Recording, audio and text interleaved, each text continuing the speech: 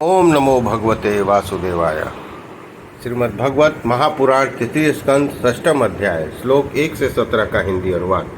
विराट शरीर की उत्पत्ति। मैत्रेय जी ऋषि ने कहा, सर्वशक्तिमान भगवान ने जब देखा कि आपस में संगठित न होने के कारण ये मेरी महतत्व आदि शक्तियाँ विश्व रचना के कार्य में असमर्थ हो रही हैं, तब वे काल शक्ति को स्वीकार करके एक साथ ही महतत्व, अहंकार, पंचभूत, पंच तन्मात्राएं और मन सहित 11 इंद्रियां इन 23 तत्वों के समुदाय में प्रविष्ट हो गए। इसमें प्रविष्ट होकर उन्होंने जीवों के सोए हुए अदृष्ट को जागृत किया और परस्पर विलग हुए उस तत्व समूह को अपनी क्रिया शक्ति के द्वारा आपस में मिला दिया। इस प्रकार जब भगवान ने अदृष्ट हो कार्योन्मुख किया, तब उन 23 तत्वों के समूह ने भगवान की प्रेरणा से अपने अंशों द्वारा आदि पुरुष विराट को उत्पन्न किया। अर्थात जब भगवान के अंश रूप में अपने उस शरीर में प्रवेश किया, तब वह विश्व रचना करने वाला महातत्ववादी समुदाय एक दूसरे से मिलकर परिणाम को प्राप्त हुआ। यह तत्वों का परिणाम हो ही विराट पुरुष है। इसमें चराचर जगत विद्यमान है। जल के भीतर जो अंड रूप आश्रय स्थान था, उसमें वह हिरण्यमय विराट पुरुष संपूर्ण जीवों को साथ लेकर 1000 दिव्य वर्षों तक रहा। वह रचना विश्व रचना करने वाले तत्वों के गर्भ कार्य था तथा ज्ञान, क्रिया और आत्मशक्ति से संपन्न था। इन शक्तियों से उसने स्वयं अपने क्रमशः एक हृदय रूप, 10 प्राण रूप और 3 आध्यात्मिक, आधिदैविक, आधि भौतिक विभाग किए।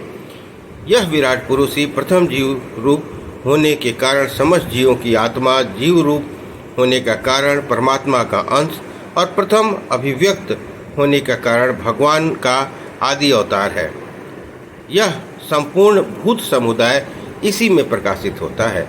यह अध्यात्म, अधिभूत और अधिदेव रूप से 3 प्रकार का, प्राण रूप से 10 प्रकार का और हृदय रूप से 1 प्रकार का है।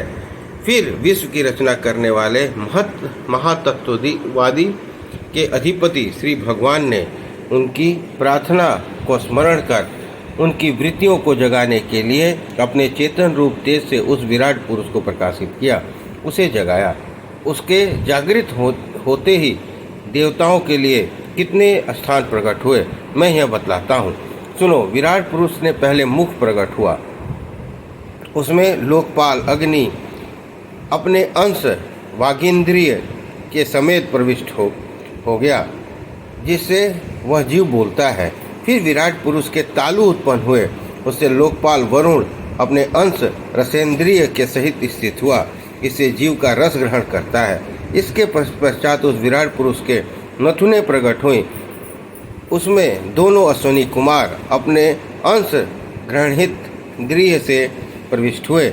इससे जीव गंध ग्रहण करता है। इसी प्रकार जब वह विराट देह में आंखें प्रकट हुई, तो उसमें नेत्रेंद्रिय के सहित लोकपति सूर्य ने प्रवेश किया, जिस नेत्रेंद्रिय से पुरुष विविध रूपों का ज्ञान होता है। फिर उस विराट पुरुष में त्वचा उत्पन्न हुई। उसमें अपने अंश त्वगिंद्रिय से जीव स्पर्श का अनुभव करता है। जब उसके कर्णछिद्र प्रकट हुए, तो उसके अंदर श्रवणेन्द्रिय के सहित दिशाओं ने प्रवेश किया, जिस श्रवणेन्द्रिय से जीव के शब्द का ज्ञान होता है। 18 से 34 का हिंदी अनुवाद। फिर विराट शरीर में चर्म उत्पन्न हुआ। उसमें अपने अंश रोमों के सहित औषधियाँ उत्पन्न हुई, जिन रोमों के जीव खुजली आदि का अनुभव करता है। अब उसके लिंग उत्पन्न हुए। इस आश्रय से प्रजापति ने अपने अंश वीर्य के सहित प्रवेश किया, जिससे जीव आनंद का अनुभव करता है। फिर विराट के गुदा प्रकट हुई। उसमें लोकपाल मित्र ने अपने अंश पायु इंद्रिय के सहित प्रवेश किया, जिससे जीव मल त्याग करता है। इसके पश्चात उसके हाथ प्रकट हुए। उसमें अपनी ग्रहण त्वचा रूप शक्ति के सहित देवराज इंद्र ने प्रवेश किया। इस शक्ति से जीव अपनी जीविका प्राप्त करता है। जब उसके चरण उत्पन्न हुए तब उसमें अपनी शक्ति गति के सहित लोकेश्वर विष्णु ने प्रवेश किया। इस गति शक्ति द्वारा जीव अपने गंतव्य स्थान पर पहुंचता है। फिर इससे बुद्धि उत्पन्न हुई।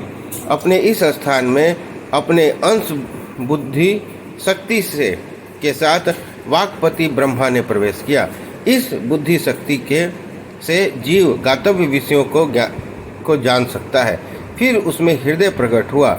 उसमें अपने अंश मन के सही चंद्रमा स्थित हुआ। इस मन शक्ति के द्वारा जीव संकल्प विकल्पादि रूप विकारों को प्राप्त होता है। तत्पश्चात विराट पुरुष में अहंकार उत्पन्न हुआ। इस अपने आश्रय की क्रिया सती सहित अभिमान रुद्र ने प्रवेश किया, जिससे जीव अपने कर्तव्य को स्वीकार करता है। अब उसमें चित्त प्रकट हुआ। इसमें चित्त शक्ति के सहित महत्व ब्रह्मा स्थित हुए। इस चित्त शक्ति से जीव विज्ञान चेतना को उपलब्ध कराता है। इस विराट पुरुष के सिर में से स्वर्ग लोग, पैरों से पृथ्वी लोग और नाभि से आकाश अंतरिक्ष उत्पन्न हुआ। इसमें क्रमशः सत्व रज तम तीनों गुणों का परिणाम रूप देवता मनुष्य पितरादि देखे जाते हैं। इसमें देवता लोग सत्वगुण की अधिकता के कारण, स्वर्ग लोग मनुष्य और उसके उपयोगी गौ आदि जीव रजोगुण की प्रधानता के कारण पृथ्वी में तथा तमोगुणी स्वभाव वाले होने से रुद्र के पार्षद गण भूत प्रेत आदि दोनों के बीच में स्थित भगवान की नाभि स्थानीय अंतरिक्ष लोक में रहते हैं। विदुर जी, वेद और ब्राह्मण भगवान के मुख से प्रकट हुए। मुख से प्रकट होने के कारण ही ब्राह्मण सब वर्णों में श्रेष्ठ और सबका गुरु है।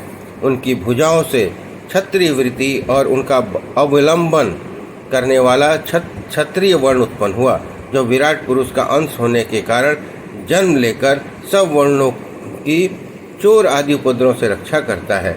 भगवान की दोनों जंघाओं से सब लोगों का निर्वाह करने वाली वैश्य वृत्ति उत्पन्न हुई और इन्हीं से वैश्य वर्ण का भी प्रादुर्भाव हुआ। यह वर्ण अपनी वृत्ति से सब जीवों की जीविका चलाता है। फिर सब धर्मों की सिद्धि के लिए भगवान के चरणों से सेवा वृत्ति प्रकट हुई और इसी से पहले उस वृत्ति के अधिकारी शूद्र वर्ण भी प्रकट हुआ, जिसकी वृत्ति से श्रीहरि प्रसन्न हो जाते हैं।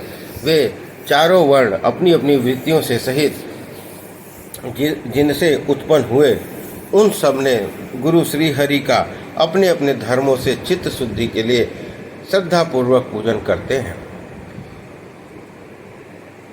श्लोक 18 से 34 का हिंदी अनुवाद। विदुर जी, यह विराट पुरुष काल, कर्म, स्वभाव, शक्ति और युक्त भगवान की योग माया के प्रभाव से प्रकट करने वाला है। इसके स्वरूप को पूरा वर्णन करने से कौन साहस कर सकता है। तथापि प्यारे विदुर जी, अन्य व्यवहारिक चर्चाओं से अपवित्र हुई अपनी वाणी को पवित्र करने के लिए मेरी जैसी बुद्धि है और जैसा मैंने गुरुओं के मुख से सुना है, वैसा श्रीहरि का सुयश वर्णन करता हूँ। महापुरुषों का मत है कि पुण्य श्लोक शिरोमणि श्रीहरि के गुणों का गान करना ही मनुष्यों की वाणी का तथा विद्वानों के मुख से भगवत कथा अमृत का पान करना ही उनके कानों का सबसे बड़ा लाभ है। बस हम ही नहीं, आदि कवि ब्रह्मा जी ने 1000 दिव्य वर्षों तक अपनी योग परिपक्व बुद्धि से विचार किया, तो भी क्या वे भगवान की अमृत महिमा को पार पा सके।